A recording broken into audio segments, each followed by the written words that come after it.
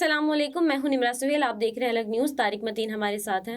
मस्जिद मोहम्मद बिन अब्दुल्ला के बारे में क्या अपडेट है, जबकि भारत में राम मंदिर बन चुका है, इस पर बात करेंगे। और हमारा मीडिया क्यों खामोश है, पाकिस्तान में खामोशी क्यों है, इस सब पर गुफ्तगू करते हैं। लेकिन उससे पहले आपसे रिक्वेस्ट है कि अलग न्यूज़ को सब्सक्राइब करें, शेयर करें, कॉमेंट्स में अपनी राय का इजहार करें और बेल आइकन को भी प्रेस कर दें।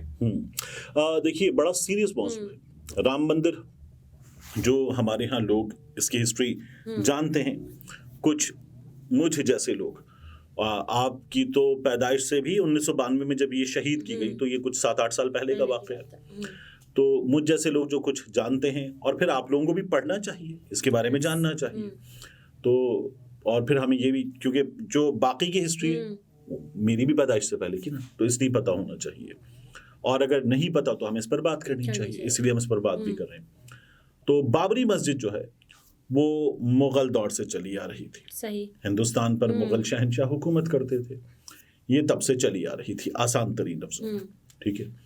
फिर उसके बाद 1949 में हिंदुस्तान पाकिस्तान के क़याम के बाद 1949 में दिसंबर था, वहाँ उस जगह पर यह बताया गया कि अयोध्या में बाबरी मस्जिद के मकाम पर राम की मूर्ति, उनके भगवान राम की मूर्ति नमूदार हुई।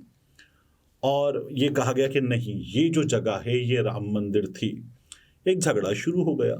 अच्छा, ये वो दौर था जब उससे पहले इंडिया में हिंदू मुस्लिम फसादात तकसीम के मौके पर हुए, और उससे पहले होते थे।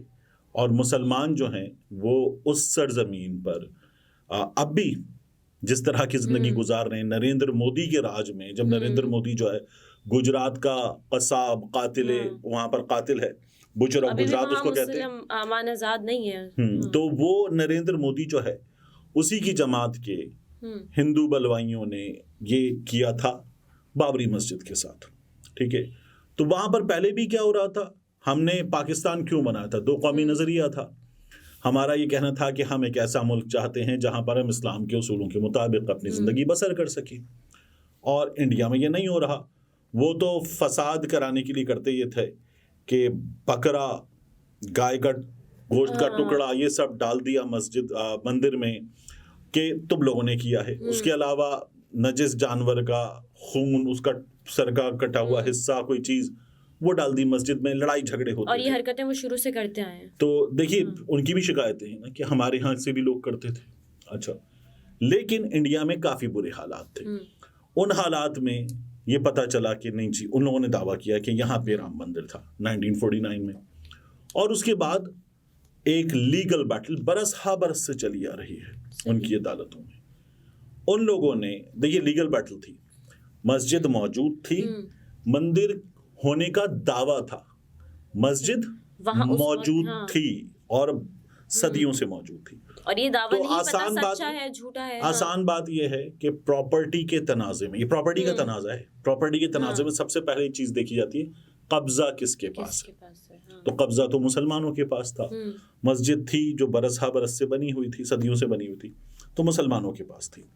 उन्होंने कहा कि नहीं जी, आप लोगों के आबाओ अजदाद ने जो किया था उसमें यहाँ पर राम मंदिर था।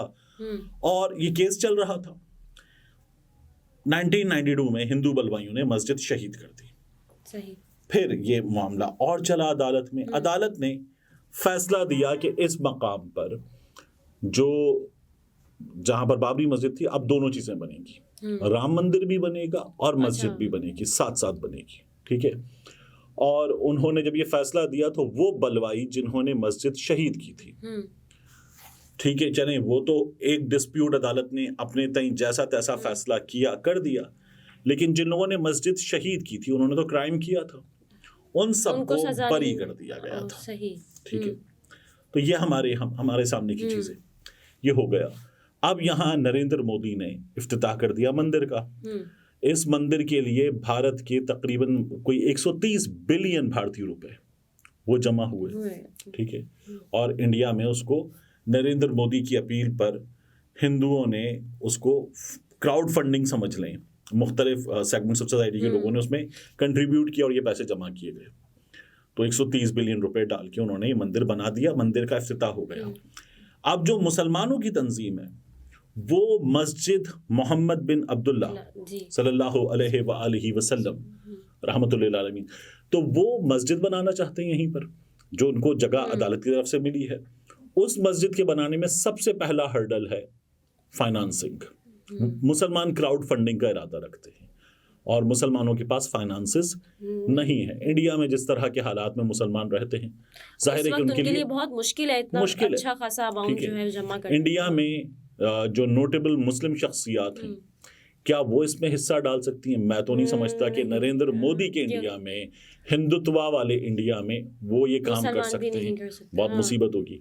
इंडिविजुअल्स थोड़ा थोड़ा करके आप उस फंड में खामोशी से बड़ी रकम देकर तब तो कर सकते हैं, लेकिन मुसलमानों की नोटेबल शख्सियात, बॉलीवुड स्टार्स को ले लें, शाहरुख को ले लें, सलमान को ले लें, बाकी नाम ले लें, आमिर खान को, क्या ये लोग उसमें बाकायदा कहेंगे कि डालो पैसा?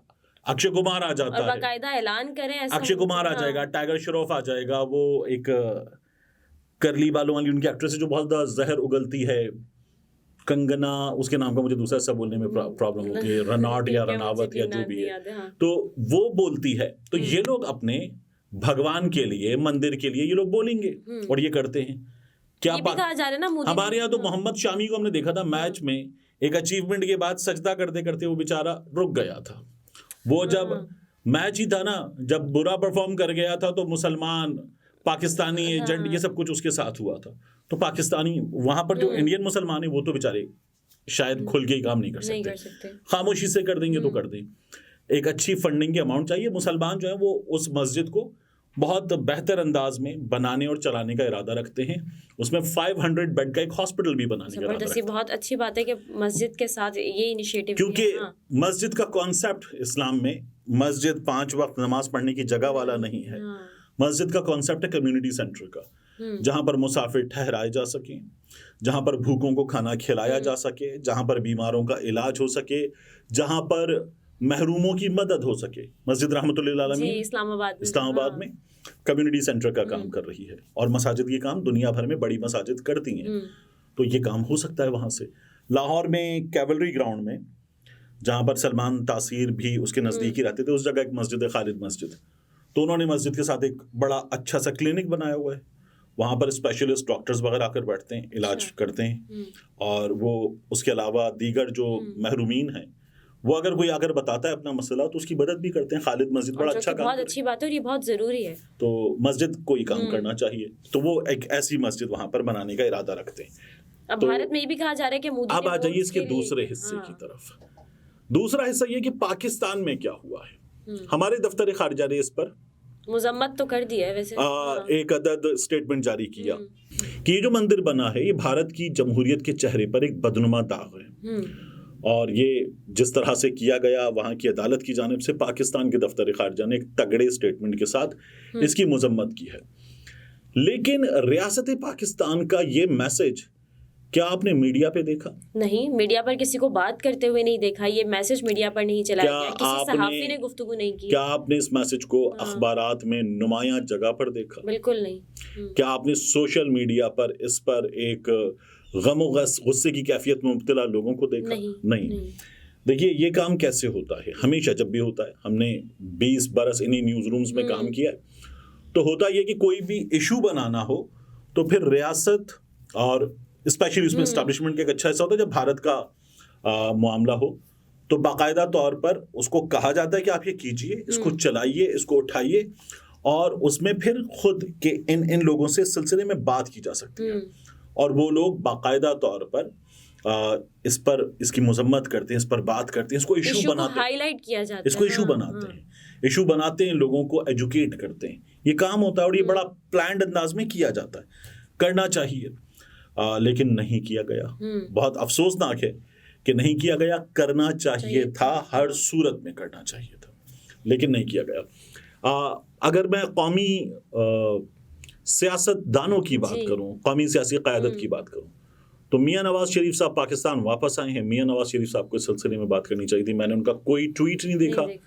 उन्होंने अभी मानसहरा में खिताब किया, मैंने कोई बात नहीं देखी। उन्होंने इसके अलावा वो अपनी पार्टी के लोगों से इंटरेक्ट कर रहे हैं, उन्होंने कोई बात नहीं की।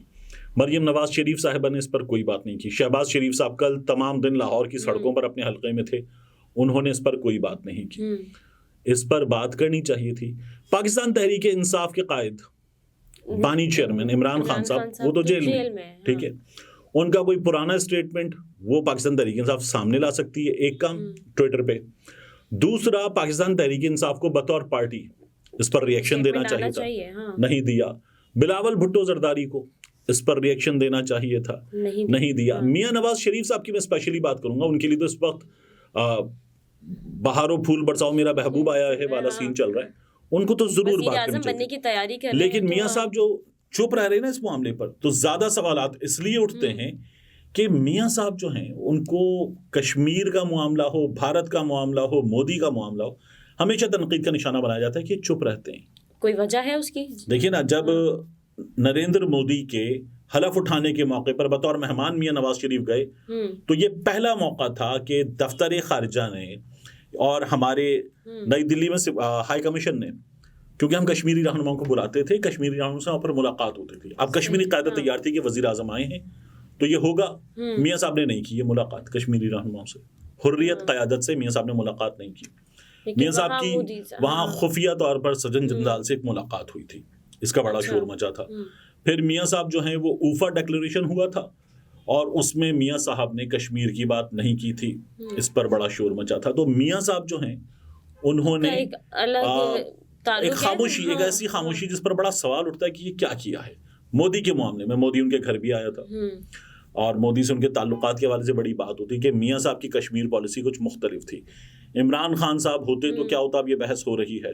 तो लोग कहते हैं इमरान खान होते तो वो तो लिहाज ही नहीं रखते, उधार ही नहीं रखते, वो तो लगी लिपटी नहीं रखते, वो तो फिर इमरान खान साहब का ट्विटर हो या उनकी तकरीर हो, चाहे वो वज़ीर आज़म होते या ना होते, लेकिन वो धेड़ कर रखते हैं अपने बयानात में। तो वो ये शायद कह रहे हैं कि इस तरह का बयान दे देते, लेकिन अभी तो उनको इस बात का मार्जिन है कि वो सामने नहीं है। लेकिन मियां साहब को, बिलावल को, फजलुर रहमान को, इवन शायद एमक्यूएम की क़यादत को भी इस पर बात तो कर लेनी चाहिए थी, करनी चाहिए थी, लेकिन खामोशी है जो अफसोसनाक है।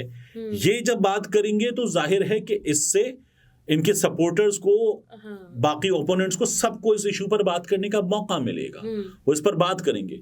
इनकी खामोशी जो है ना, ये मुजरिमाना गफलत है, इनको भी करनी चाहिए और मीडिया पर भी इस बात को, इस इशू को हाईलाइट करना चाहिए, लेकिन जो कि नहीं किया गया। सही। नाज़रीन, गुफ्तगू आपने मुलाहिज़ा फरमाई। तारिक मतीन हमारे साथ थे। इजाज़त दीजिए, अल्लाह हाफ़िज़।